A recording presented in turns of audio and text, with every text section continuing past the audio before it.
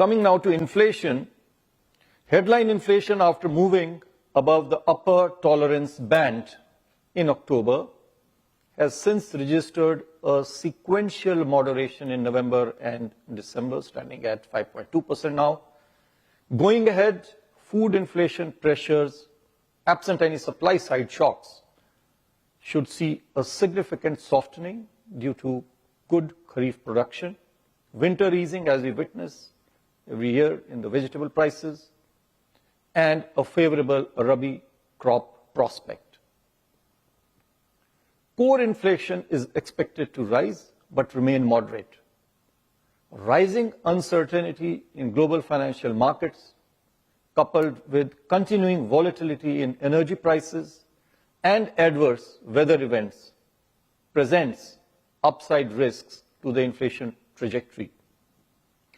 Taking all these factors into consideration, CPI inflation for the current financial year is projected at 4.8%, with Q4, the current quarter, at 4.4%.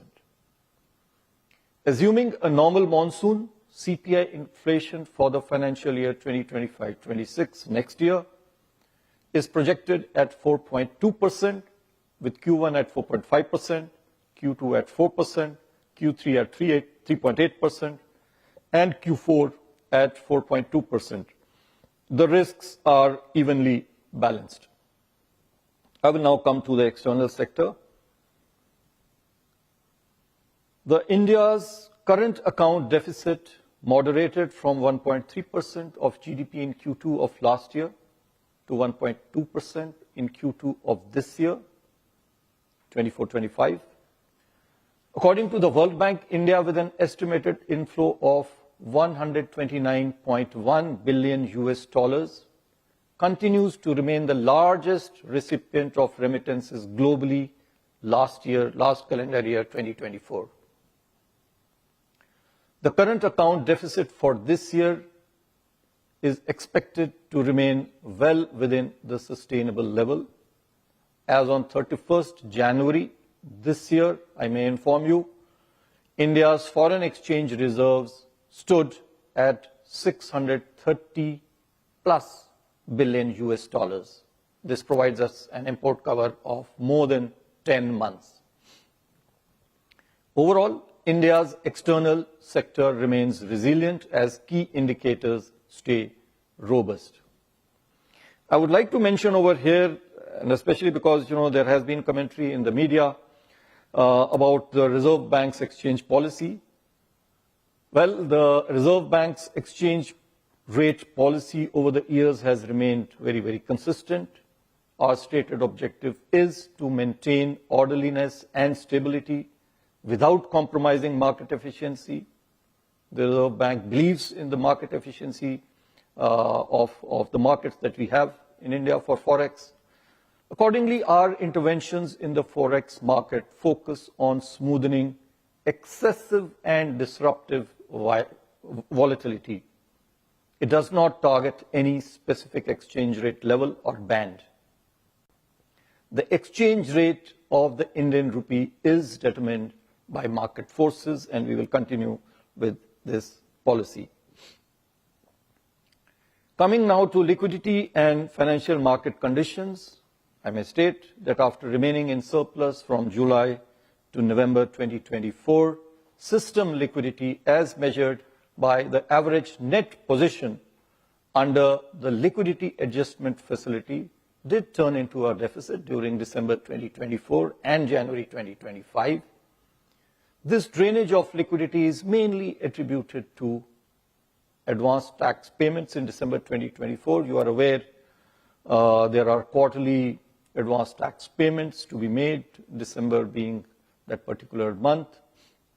For the advanced tax payments for Q3, that did have an impact. Capital outflows, again, one has witnessed some capital outflows because of various reasons. Forex operations and a significant pickup in currency in circulation as we witness every year in January. It has been, however, I would like to mention over here that we have observed that some banks are reluctant to on-lend in the uncollateralized call money market. They are passively parking funds with the Reserve Bank.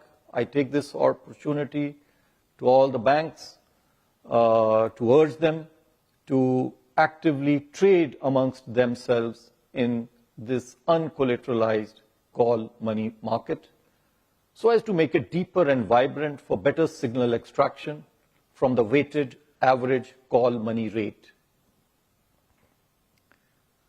The Reserve Bank is committed. I want to assure everyone that the Reserve Bank is committed to provide sufficient system liquidity.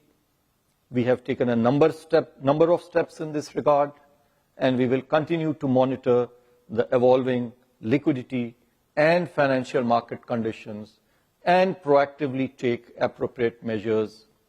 I repeat, proactively take appropriate measures to ensure orderly liquidity conditions as may be required for the system.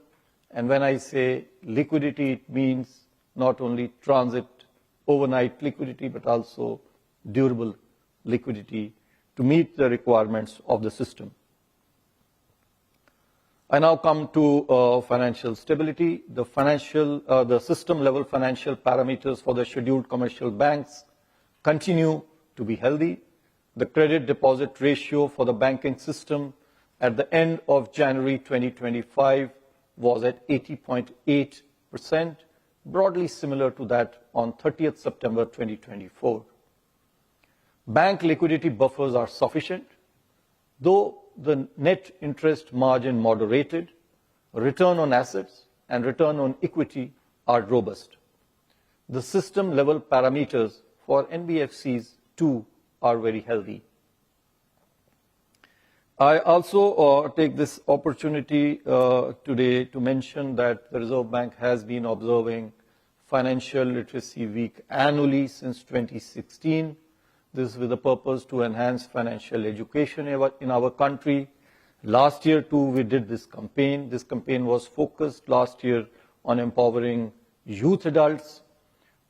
This year, recognizing the critical and multifaceted role of women in society, this campaign will emphasize on women's role in financial decision-making and household budgeting.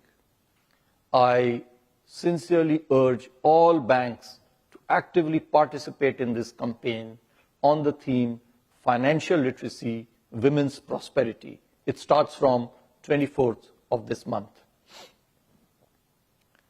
Now, before I conclude, I shall be announcing some additional measures. Necessary directions and circulars for these shall be issued separately.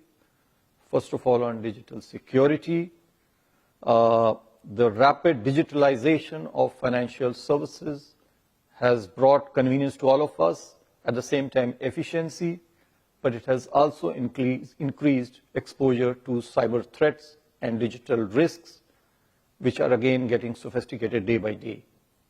The surge in digital frauds is a matter of concern. It warrants action by all stakeholders. The Reserve Bank has been taking various measures to enhance digital security in the banking and payments system. Introduction of additional factor of authentication for digital payments is one such measure.